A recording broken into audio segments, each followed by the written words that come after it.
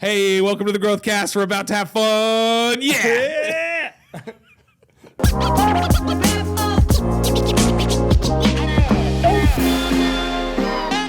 All right. Woo. Geez, hey, Sorry. get out of my intro. Hey, welcome to the Aloha Friday drip here on the Growth Cast, presented by the Multifamily Mindset with Jackson and Tyler. Yep, we're here. We're ready to roll, man. Yeah. Ready to roll. It's the last Friday of January. My question before we dive into anything is, how are you doing? Where are you at with your goals? Check in. Revisit those goals. Check into those goals all the time. How are you? What do you need to do to adjust? What have you done good? What have you not done good? Find yourself an accountability partner. I just squeaked right there on accountability. Nobody noticed that. I didn't notice it. No? I did, but Well, now I pointed it out, Yep, so now everybody's going to hear it. Great. Puberty, it's a fun thing. I know. I'm still going through it. 27 years old. Here we are. Congratulations. No, find yourself an seriously, congrats though. Thanks, man. It's a big step in my life. No, but find yourself an accountability partner. Huge with these goals, and I think that was one of. If I reviewed my goals from last year, probably the biggest missing piece on the goals that I didn't hit was there was nobody following up with me on it. Yeah, it's very easy to lie to yourself on goals. It's very easy to say, "Oh, I'll get to it." But when there's somebody that's going to follow up with you and ask you specifically how a certain goal is going, it just gives you that much more motivation to get it done. Speaking of which, last night was date night, and one of the things that you're supposed to keep me accountable with is date night. And I was supposed to go to date night at 5. You were not out of the office by 5. That's my bad. And I saw you coming in. I thought you were going to hold me accountable, but I just was holding my breath. That's my fault. Did you get to date night last night? I'm holding you accountable now. No. So it's tonight. We rescheduled for tonight. Good. Yep. Good. But yeah, hold each other accountable, man. It's a beautiful thing. Yeah, and it'll help for sure, 100%. So today, yes, for the Growth Cast, yes, want to dive into. Are you ready? You ready for me? I think so. Okay. Actually, awesome. One more thing. Can I say this? Yeah. We always say to like, share, all those kind of things, but I just want to say thank you to all those individuals who have done that. I see them, and many of you have even sent us messages. That means so much. Yeah. So just know that is, obviously, just grateful. This is very grateful. No, it and doesn't. humbling No, thing. absolutely, it doesn't go by the wayside. No. It's definitely something that is weighs heavy on us when we receive messages from people that they're listening to the Growth Cast and it's helping them in one way or another. We take that to heart and we really appreciate those messages. So same, I also want to express gratitude to everybody that listens and that does share and that does comment and that does go out of their way to share it with somebody else. I thank you. Thank you so much. Like we're very, very grateful for that. Even Mike, man, my brother, and it's funny because we had mentioned on, I don't know, a couple drips ago that, I was like, hey, we'll see if Mike listens to this. And he immediately sent it first thing Friday morning and was like, I listen to every Aloha Friday, you ass.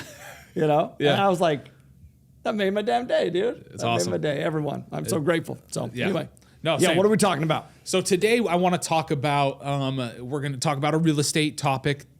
We're going to talk about a seller's interview, how to prepare for a seller's interview, what's going on in that seller's interview, why is a seller's interview important. I really want to talk about that whole process completely.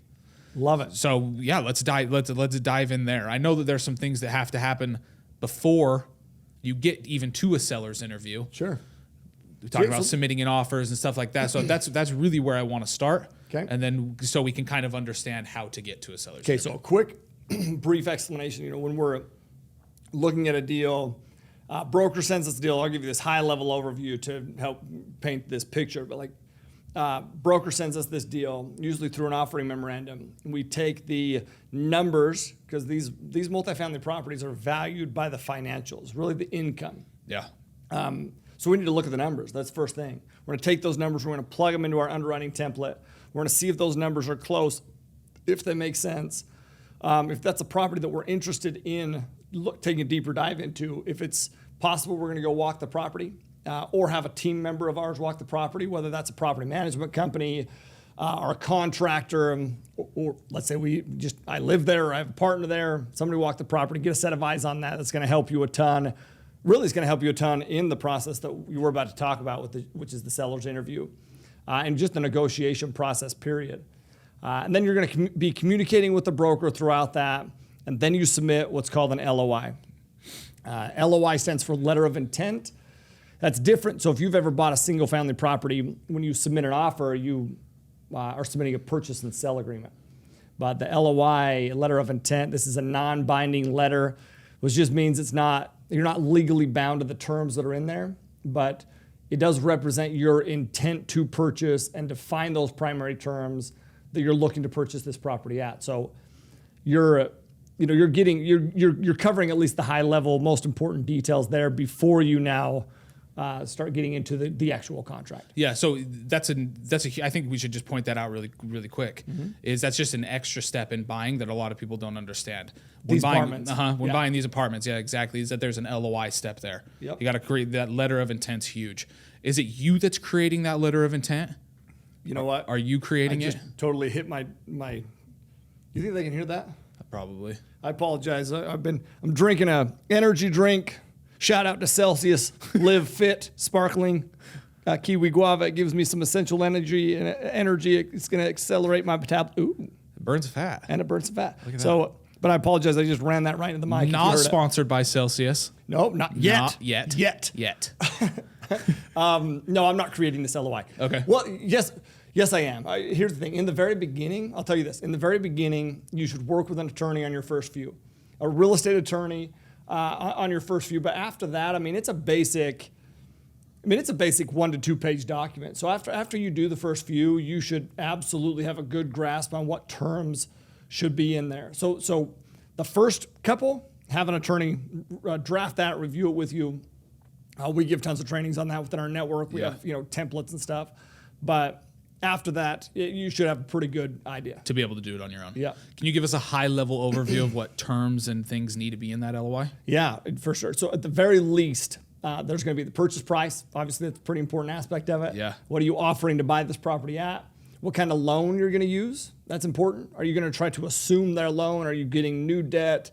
Are you going to... some people will try to present an all-cash offer. And that does just 50 units plus. That's not happening. Yeah, the people, the broker will look at that and be like, good God, Freeze, what seminar did this person just walk out of, So what kind of loan you're going to use? Fannie, Freddie, conventional, bridge, whatever. Earnest money deposit, how much are you going to deposit? And then the schedule behind it. How much are you going to deposit at purchase of sale? How much after due diligence? How much is it hard day one? Is it hard after due diligence? That kind of stuff. Time for due diligence, it's usually 30 days. The closing timeline is usually a 60-day close. So, 30 days due diligence, another 30 days to get the loan in place, and then how long to negotiate the purchase and sell agreement. So, usually we submit an LOI, and you have 7 to 10 days or so once that's accepted to negotiate a purchase and sell agreement.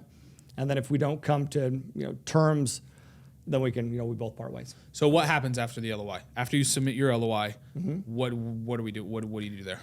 One of 4 things are going to happen when you submit an LOI. It's either going to be accepted. So if you have the best terms, the best offer, the best terms, the best team, etc., offer gets accepted, and that's when the work starts. That's an exciting thing. You're pumped, you're excited, but truthfully, your first LOI that gets accepted, it's like, oh shit, yes, and then it's like, oh shit. It's not time to put the work in, it's real now, which is fun though. Yeah. That's a very, very fun thing. So number 1, it'll be accepted. Number 2, it will be rejected. Happens. It's going to happen too. Yeah. What happens? What do you think we should do if it gets rejected?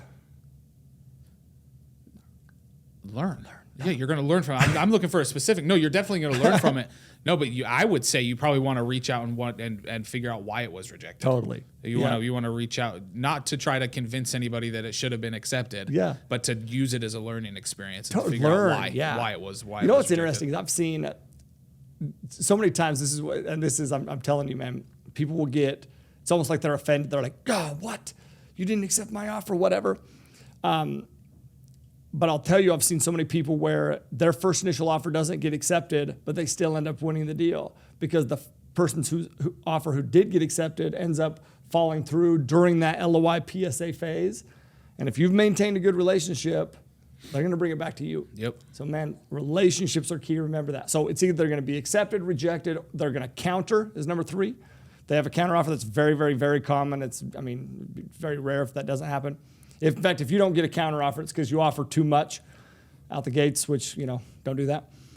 And then number 4 would be, this is also very common, which comes into what we're going to talk about, which is you'd be invited into what's called a best and final round, where they pick, 2 or 3 of the top offers, and now you're going to go into this final round. The best and final, they could pick more than the best 2 or 3, but then they're going to pick 2 or 3 of those to go do the seller interview like we talked about. Yeah, so. And that's what we want to dive into today is how to prepare for that seller's interview. But before we dive into that, what is the purpose of that phone call? Why is the seller calling me to talk to me about the property? Or just talk to me? Is he just calling to interview me? So let me rephrase the question. Why? Why is the seller interview even happening? Okay. So first off, in that best and final round 2, I want to say one thing too. You've already submitted your initial offer. I just want to clarify. You've submitted your initial offer. That doesn't mean it's accepted in the best and final round. That means you're just in best and final. So you'll typically submit another offer. That's why I say you should never submit your best and final offer on your first LOI, because there's going to be other phases through this process. Yeah. Then you're going to enhance, you're going to look at some, ask some questions, and then then one of 3 things will happen. You'll either win, you'll lose, or you'll be invited to this seller interview that you're talking about. So why the seller interview? The purpose is really so that the seller can vet us as buyers. They want to choose someone, a group, it's usually your group, right? That they feel comfortable will close, that will actually close. The last thing that they want to do is tie this deal up with somebody that goes through this whole due diligence process and then doesn't close, because due diligence is it's an intrusive process. So our job, really our job, is to sell the hell out of ourselves as to why we're the best group for this deal, and that we'll do just that, which is close. Have you spoken with the seller up to this point? No, unless you're getting this deal from the seller, which is very, very not rare. I mean, I've got deals from sellers, but usually no. You're usually only dealing with the brokers at this point. Gotcha. Yep. Your first introduction to the seller typically comes in the seller's interview. And then it's very rare that you talk to the seller during the due diligence process either. Right. You're dealing with the broker. Right. So if you haven't talked to the seller yet, how are you able to prepare best for the seller's interview? Okay. Which is, that should be the premise of the call. How do you actually prepare? Because the first thing, Jay, and I know you know this, we actually prepare. And I literally believe that this is what sets us, one of the things that sets us apart and that has allowed us to win the deals that we've won is we actually prepare. Like, we don't get to determine if we win, right? We're going in and we're competing to win this deal. We don't get to determine if we win, but we do get to determine if we're prepared to win. So step 1 is to choose to prepare. So how do we prepare for that? Okay, and I'll tell you that one of my biggest fears, in the beginning especially, dude, I didn't want to look like an idiot. I didn't want to look dumb. Yeah. So I prepare. And that ended up being a huge strength, right? Because I go in and I'm weaponized. And that applies to conversations with the broker before I ever get to this part. It applies to sellers interviews. It applies to conversations with investors. It applies to going out and teaching these classes and speaking engagements that I have. I prepare, and I do that because when you prepare, you feel very comfortable and confident in your ability. But listen, you related to sports once again. You could be the best prepared. Yeah. You could have played the best game, but that doesn't mean you're going to win. Winning is no respecter of persons. Like, we just have to put ourselves in a position to win. Absolutely. Can I add something to being prepared? Yeah. One of the things that I've learned just in my life about being prepared and going into situations prepped and ready to go, for example, a seller's interview, is that you can prepare, like you're saying, you can prepare, spend so much time prepping and getting yourself ready for that call. And then the call go nothing like you expected. Nothing like you expected. And your preparation didn't even really come into play at all in the phone call. But one thing that I've noticed about prepping and preparing for situations like this is when you are prepared, it gives you that confidence, like you're saying. So when that does happen, it makes it very easy to be able to pivot and answer the questions off the fly because you've prepared. Yep. Because you know your shit. You know what you're going to talk about. Yep. Because you know that, it makes it so much easier to pivot and work around the conversation of things that may have come up that you didn't prepare for, that you didn't expect. Totally. Nothing is ever. The only thing that I know for sure is that nothing's ever going to go how you plan it to go. Okay. There's always going to be turns. So you're so right, man. Prepare, but just go in there knowing that they're going to try to throw you off, right? That's just a fact. Yeah. So, yeah, I love that. And at the same time, don't try to force the conversation to what you prepped for. Yeah. You need to be answering their questions and being engaged there, not to some other agenda that you've already prepared for. I believe that you do have an agenda. For sure. But it's a conversational agenda, meaning you want to guide this conversation, but what's the ultimate goal? Your ultimate goal is to win the deal. Yep. And you're going to win the deal by answering the questions that are brought up and knowing what it takes to win the deal. So okay, knowing what it takes to win the deal, right? Right. So you have to expect to win, but so let's go through this preparation process. Yeah. So what is it that we're preparing for? Okay. First thing we do, so my first seller interview that we ever did was a property called Signal Hill. And I had never done a seller's interview before. So what do? I've never done it, man. And I'm usually the one that's going to lead something like this. Dude, I prepare, I ask questions, I figure out what I need to do. So first thing, if I'm going to give you steps, okay? Step one is to meet with your team. Meet with your team and put together this plan of attack. Like, who's going to lead the call? Another important thing, this is the learning lesson too, is what roles does everyone play? Clearly defining those roles that everybody plays. Remember, you're trying to build credibility that you can close this deal and you know what you're doing. So what roles does everybody play? If you don't get very clear with what that is, and have the ability to display that clearly to the broker and seller, you're going to confuse them, which definitely won't instill confidence that you can close this deal. Great point. And that's a learning lesson, man. We lost a seller interview because we didn't clearly define. We knew, but we didn't clearly define that going into the call. And I'll explain what I mean by that. But because sometimes you have different companies that are coming together, right?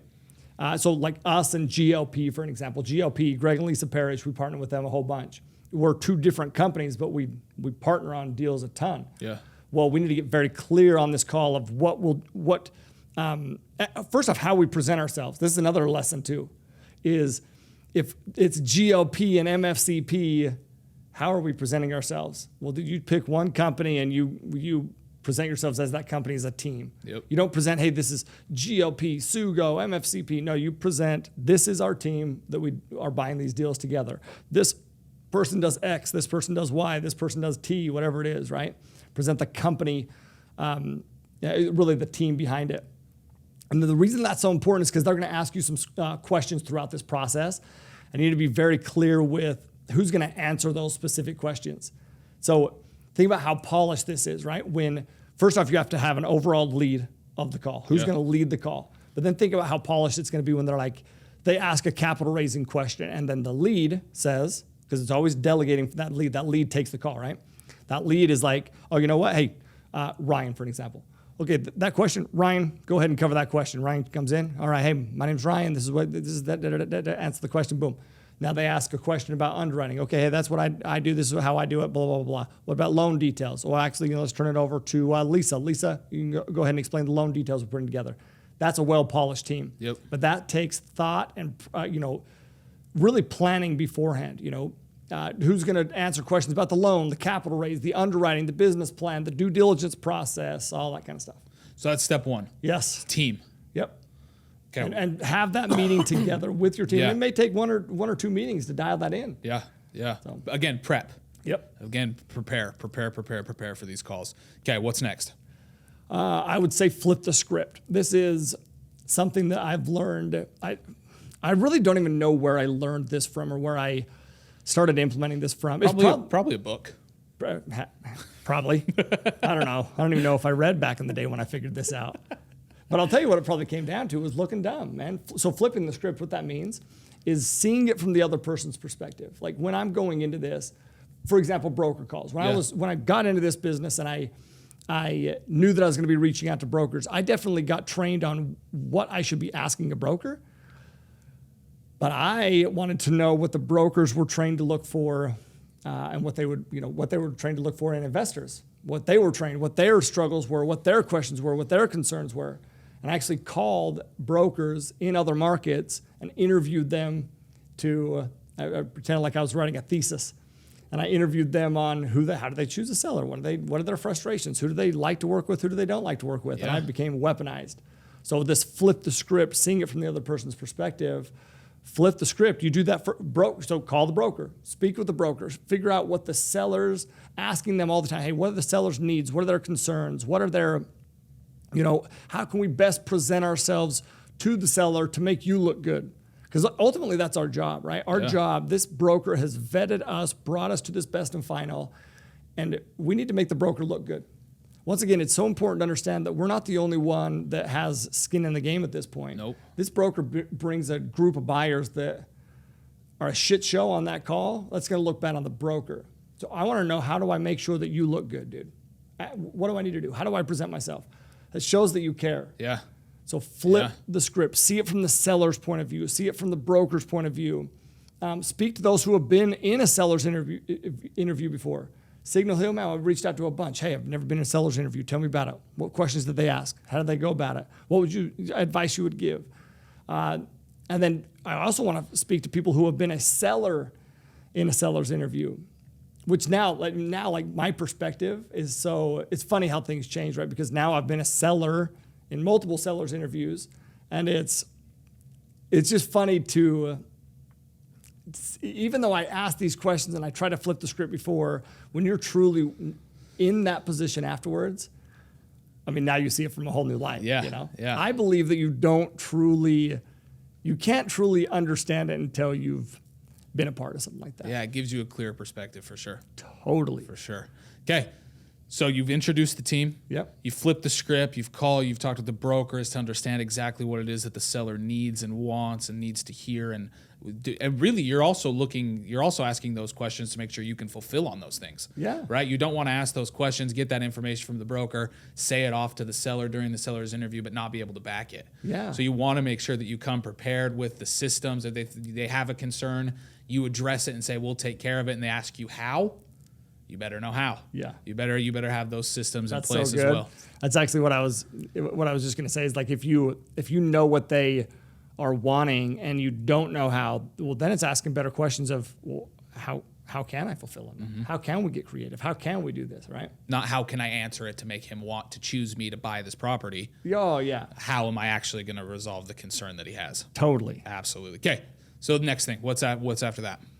I prepare an opening statement. So I'm usually the one who leads the call. And so what I'll do is I'll prepare so I'll tell you the typical call structure, okay? To make that maybe make more sense. A typical call structure, you're going to get on. The broker's going to lead the call in the beginning, right? Because the broker is the only one who knows both the seller and the buyers. Right. So naturally, the broker will jump on. He's going to introduce everybody on the call at a high level. Hey, we have Tyler, Ryan, Lisa, whatever, and this is the seller on the call. He's going to outline everybody. But then he's going to have both the seller and the buyer introduce themselves as well. And then after that, the seller and the broker will ask questions. We're going to ask questions as well as the buyer, but the seller and the broker will then pepper us with some questions. So who goes first in the introductions? If I could control it, which it's not all the time that you can, right? I want the seller to go first. And I want the seller to go first for a couple reasons. It's because I want to listen intently.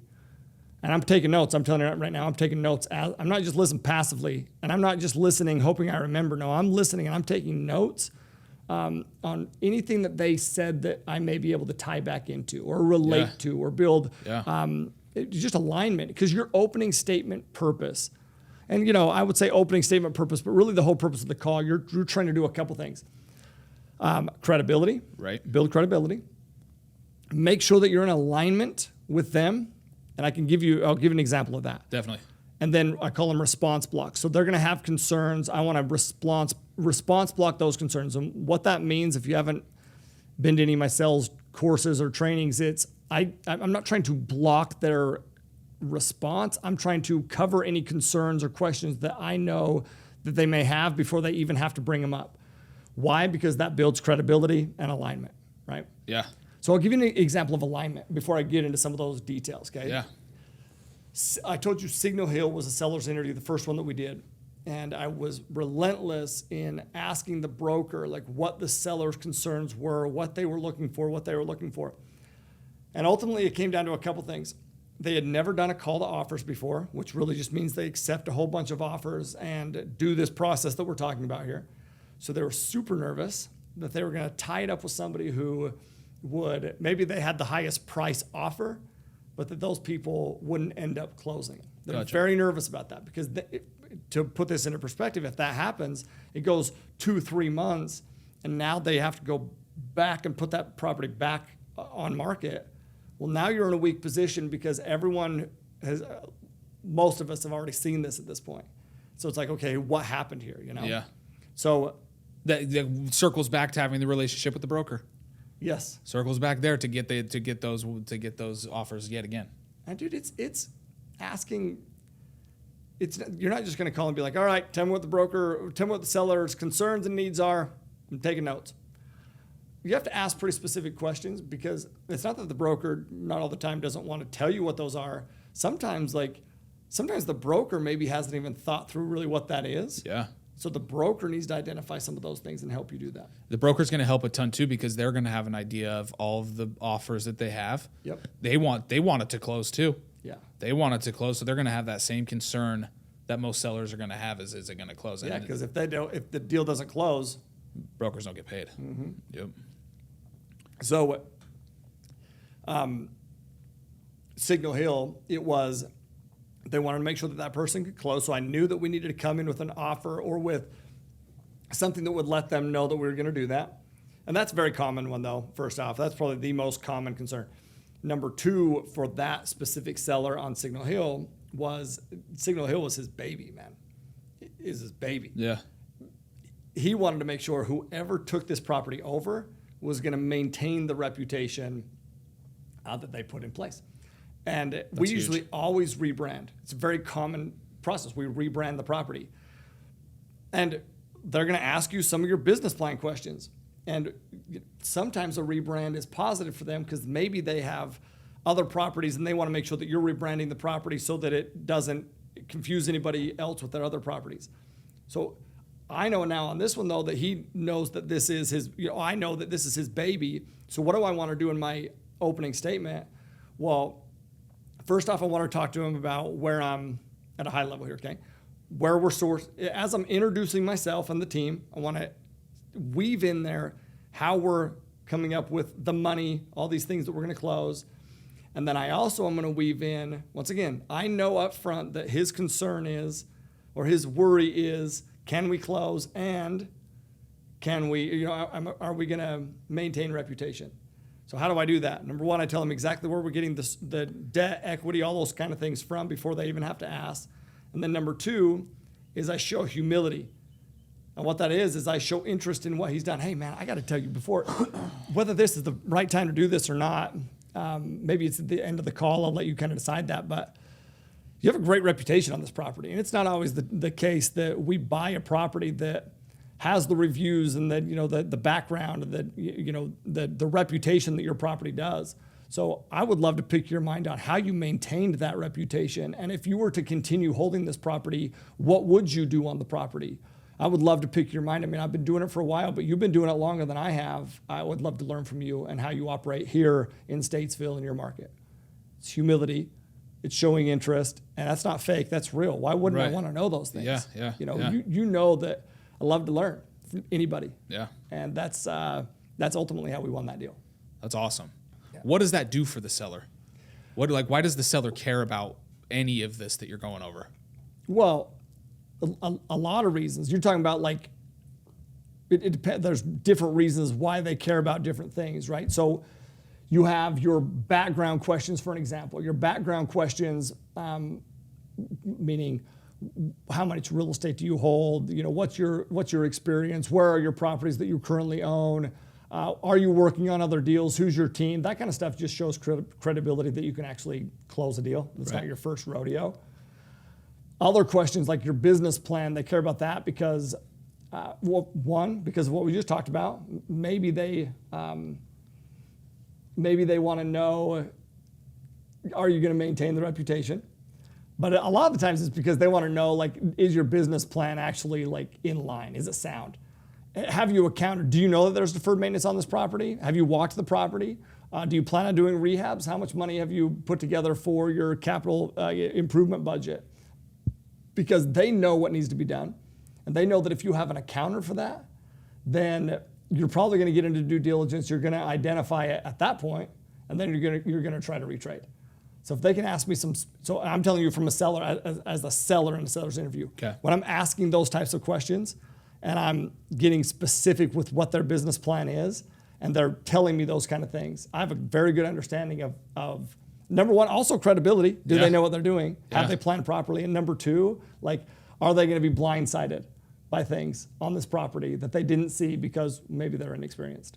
That's huge. Yeah. That's huge. That's so valuable. That's so valuable. Okay. Why else would they? Why I really want to hammer down on these things. Okay. Why do we need to? Why does the seller need to have understanding on these things? I think you kind of already covered it. Sure. Make sure you can close. Yeah, but they. Once again, and that's it, man. At the highest level, it's, are you going to close? Are you going to be a pain in the ass through the closing process? And once again, will this actually get to the closing table? So what they're going to try to do, like, you look at almost every seller. In fact, I'll tell you some advice that I got. Okay, almost every seller's interview that I've ever been on, they're going to try to renegotiate, even though you've done a best and final LOI. They're going to try to renegotiate during the seller interview to see if they can get you to increase your price, increase your earnest money, increase whatever, your commitment into the deal. So if I know those kind of things, right, I can prepare for those kind of things as well. But one of the things that I learned on Signal Hill, which this is also, I believe wholeheartedly, this is one of the reasons we won the deal too. Almost every person that I interviewed and talked to before that seller interview told me to be the last person in. Make sure that you're the last person interviewed. There's usually 2 or 3. Make sure that you're the last person. Because if you're the last person, they can't do this. Well, hey, we're meeting with so-and-so next. And we'll see what they say. But what are you going to offer? How much can you buy this property for? And then we'll see what they do next. They can't do that. Right. You already know that they've already met with them. You're going to be the last one in their ear. You're going to be the last one to make an impression. That's a beautiful thing. It's a beautiful thing. So I want to be the last person in so that I can weave my way into the process of getting this deal done with them. Yeah, I think that's super beneficial being the last one too, right? That's gonna be the one that's most on their memory too. Yes. That's the one they're gonna remember the best, is that last interview, for sure. For sure. So Ty, you keep talking about these response blocks. Yep. I want to dive into that a little bit. Okay. The importance of response blocks, what kind of response block, just give us some examples of some response blocks that you've used Totally. in the past when doing these seller interviews. So if I were to high level, their biggest concerns, and I mentioned these a little bit, but where you're coming up with the money, and definitely the debt side of things, but primarily the equity. But they are going to ask you debt terms, okay? What lender are you going to be using? What are the terms on there? And once again, why do they want to know that? They want to know if your underwriting is going to pan out. Is it really going to check out, Yeah. Have you worked with this lender or this lending broker in the past? One of the things that's super beneficial, by the way, is another little side note bonus, is if you can use the brokers. Usually the broker will have a lending division as well. The brokerage company has a lending division as well. If you can use the broker's lender, it's a great thing for you, because now it's all underneath one roof, makes the broker feel comfortable that they can keep on top of things, of what's going on. And then ultimately the broker is also selling you to the seller. Yeah, it's going to help for a smooth closing as well. Yes. A lot smoother closing than if you're using a lender outside. But the number one thing as far as the capital goes is, where's your equity going to be coming from? The money you're raising from investors, where is that coming from? And so you need to get very clear with it, meaning you need to know where that money's coming from. Where is this going to be? How many investors are you going to raise it from? What's your relationship with these investors? Are these onesie-twosie investors? Are they institutional investors? Are they, are you investing in any of your own personal funds? One of the questions that threw me off I go in, I'm freaking like, I'm so like ready for this in Signal Hill, right? Yeah. And I'm like, hey, this is where we're sourcing the equity from, boom, boom, boom, boom, boom. And he's like, okay, what's your backup plan? What's your backup plan if that primary investment source doesn't, follow through? Backup plans are for losers, sir. I know for sure it's going to come through. I was like, oh shit, how do I don't know. I'm going to make more phone calls. I should probably put in a backup plan. Yeah. It totally threw me, man. Yeah. And do you know what's funny about that too? Is that we needed a backup plan. You remember Signal Hill? I do. That's the one where we had to kick the group out and we brought in. So we needed a backup plan. So guess what question I ask in every seller interview that we do on the seller side? What's your backup plan, dude? Young lady, what's your backup plan? See how they reply. Yeah. So now we have those weaponized in. I'm not going to tell them. I'm going to tell them, hey, this is where it's coming from. What's your backup plan? Well, first off, I'm very comfortable with the investors we have. We've already reached out to them. We've already put a pulse on before I ever got into this process, we reach out, see what their pulse is. But our backup plan is we work with XYZ Group as well. We have family office groups that are, that this deal right now is a perfect fit for them. But we prefer to syndicate the deal. So, if needs be, we can go another route. Worst case scenario, we have family office groups that would be they would bend over backwards for a deal like this. But we prefer to syndicate, Yeah. It's huge. Have your backup source. Yeah, but be confident. I think that's a missed piece right there in what you said is be confident with that first answer you gave him. Yep. Review that and go over that one more time. Oh no, sir, what I told you, we're very confident that that's going to work.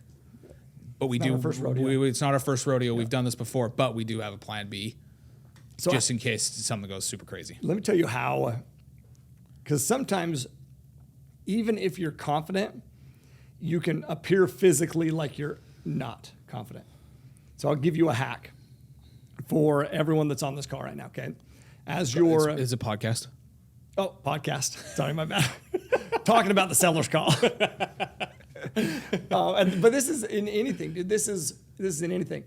When I know that I'm going to say something that I know is very important to them and that I need to make sure that they know that I'm confident, I swear on everything, this is what I do. I will breathe in through my nose before I say it, right? And then I will say it, and I will make it literally a focus to physically, my face, unfathomed, no matter what. Yeah, so it's, we're gonna buy this property for $48 million. I'm not like, I think it's 48 million. I think we can. Literally, I make it like a focus, right? Yeah. Because do you know what that does internally? It makes you more confident internally. Because once again, you can be confident, but you can appear the opposite. Right. So I want to make sure that my nonverbal and verbal communication are in alignment. That's conscious. Yeah. You have to be conscious about that. Yeah. So how much of communication is visible? Nonverbal. Most. Nonverbal. Well. And this call, once again, let's clarify this too. This could be on Zoom, or this could be on just a call. Right. I prefer when I'm doing the seller's interview as a seller, I want it on Zoom because I want to read all that. Yeah. When I'm a buyer in a seller's interview, dude, let's just do a call on the conference line. So that I'm not worried about those things because it makes it a lot easier when you don't have to worry about your face being all effed up. Yeah. Is it as beneficial though? What? Doing it on a conference call line rather than a Zoom if you're the interviewee. Buyer? Yeah, if you're the buyer. That depends. That now for me, that's probably one of your biggest strengths now. Sure. So you probably push for Zoom calls now so that you can do that. But in the beginning, same thing like when I'm recording an investor presentation. In the beginning, I would just have the slides up with my voice in the background. Now I want them to see me as I'm doing it because I want them to know that I know exactly what I'm doing. Yeah. This isn't my first rodeo. Right. But I didn't have that confidence in the beginning, right? So work into that, you'd say. Yes. Gotcha. Yeah. Gotcha. Tyler, thank you. So really, got some more. Real quick though, your response block side though, real fast, because you said what are those? So it's going to come down to your equity that you're raising, the money aspect of it, but it's also going to come down to like how your due diligence process is going to be. Okay, like, are you going to retrade through due diligence? What kind of things are you going to look for through your due diligence process. Those are the things that I want to know as a seller, what kind of things they look for, so that I know, like, dude, how much of a pain in the ass is this person going to be to work with, right? What do they look at? What's important to them? That kind of stuff.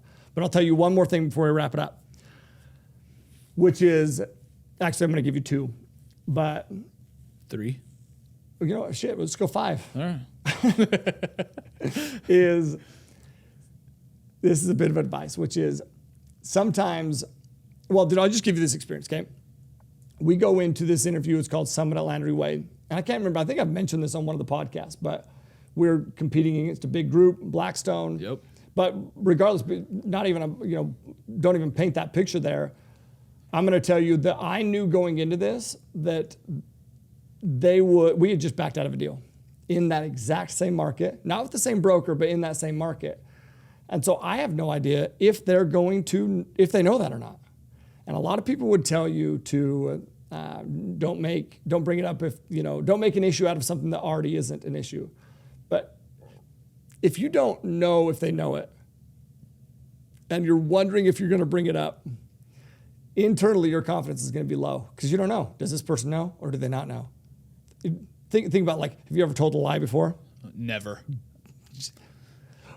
I can tell you're bullshit because you're nonverbals. But like when you've told a lie and somebody's now like calling you out on that lie, you're like, oh shit. Or you think maybe they're calling you out, but you're not quite sure. You're like, do they know? Do they know this right now? Shit, have I been caught or have I not been caught? Yeah. It's just a fact. Yeah. So bring it up, man. Like Summit at Landry Way, we had just backed out of a deal. I don't know if the seller knows, but obviously if the seller does know and I don't bring it up or I don't answer it, it obviously doesn't bode well in my confidence to close, credibility, alignment, all those kind of things. Also, though, if they ask me that, and now I go to answer, now I'm defending whatever it is. But if I can response block it, bring it up first, confident, which means I have to actually think through what that's going to be, not hope that it doesn't come up. I've thought through we know why we did that. Yeah. So in this process of that interview, and this is the heat of the moment where really we're wondering if we're going to win this deal or not. It's not confident that we're going to win the deal. Yeah. But I know that this is something that could bring it home. Trust, credibility. Hey, I just want to make sure one thing's clear too. I keep saying that we're the epitome of confidence to close and that we don't retrade, we don't back out, but we actually just backed out of a deal in your market. And I don't know if you know that or not. Mr. Seller, Mrs. Seller, whoever it is. I don't know if you know that or not, but I want to explain, but regardless of whether you do or not, I want to explain why we did that and explain the situation behind it, all very logical. I don't need to get into the details.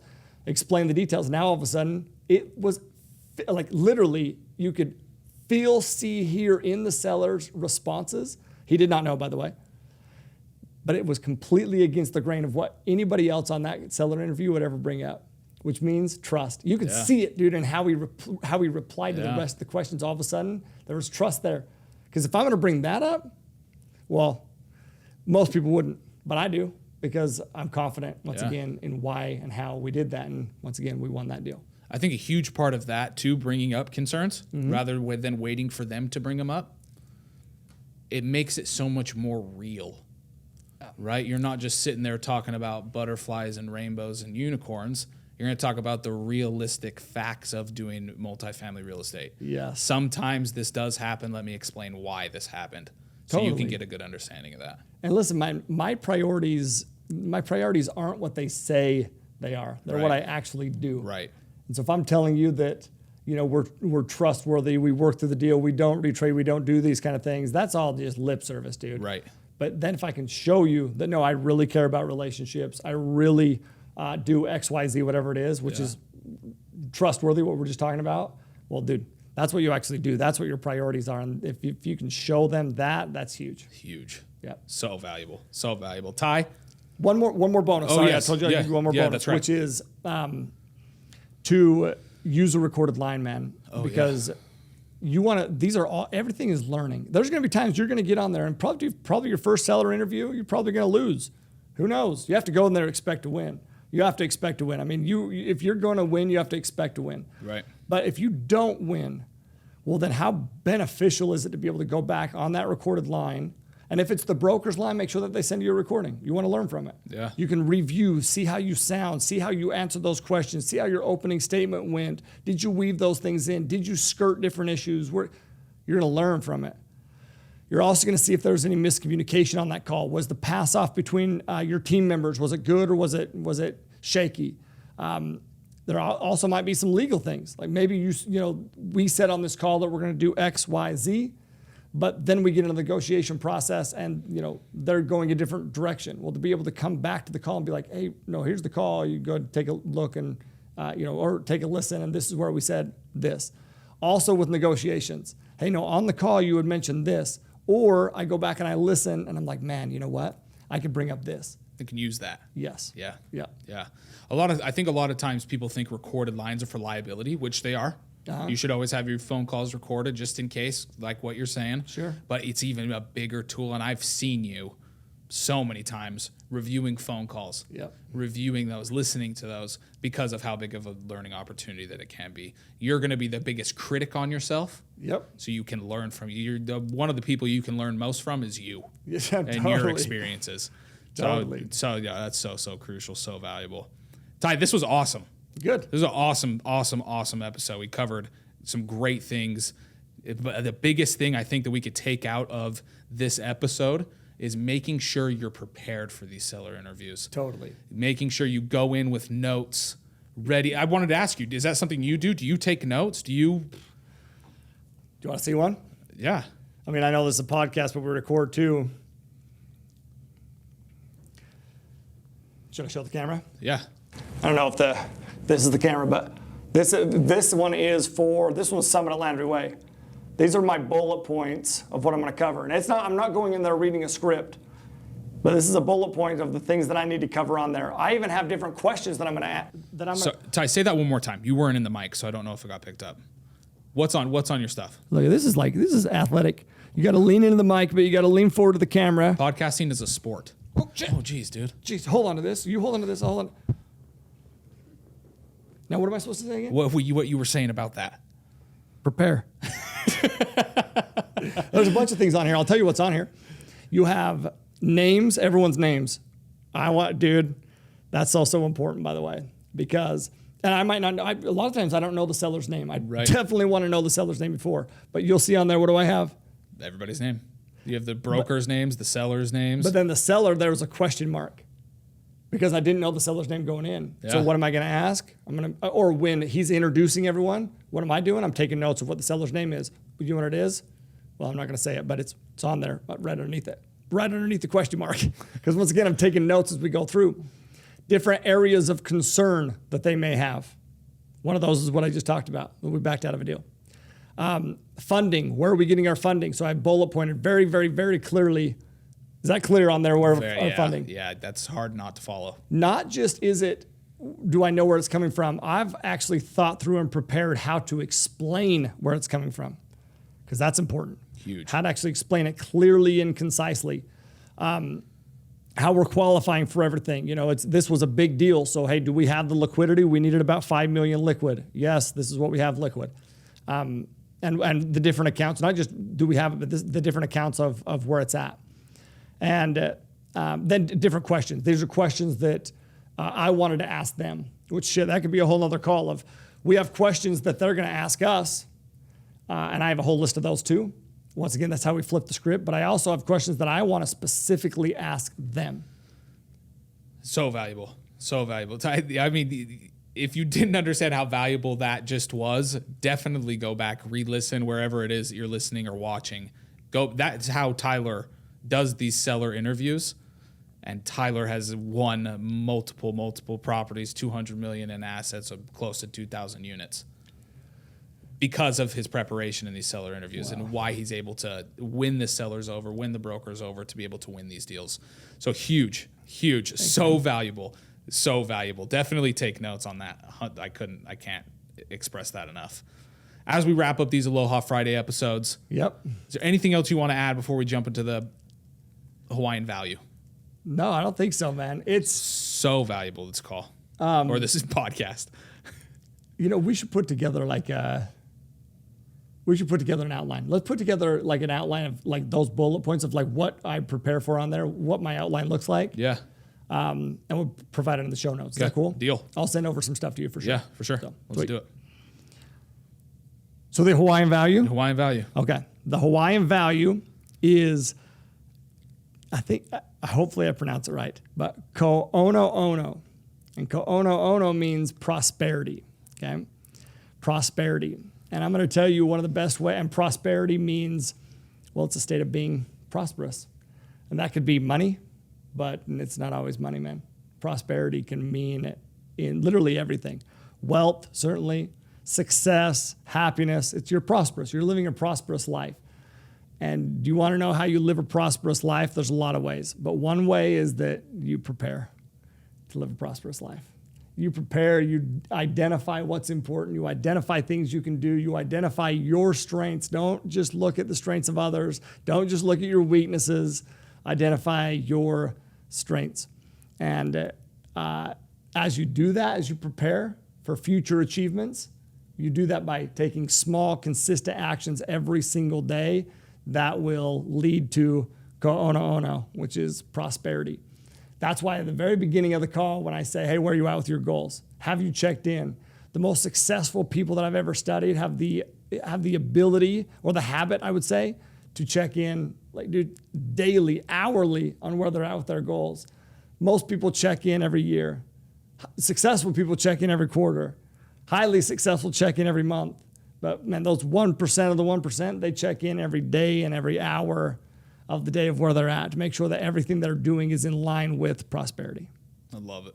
Ty, thank you, man. Thank so you much. to everybody out there listening. Hope you found some value from this episode. If you did, like, rate, share, respond, review, all those things that you're supposed to do. Gosh damn, that Wow, rhymed. look at you, dude. Woo! And then also live always with aloha. Peace.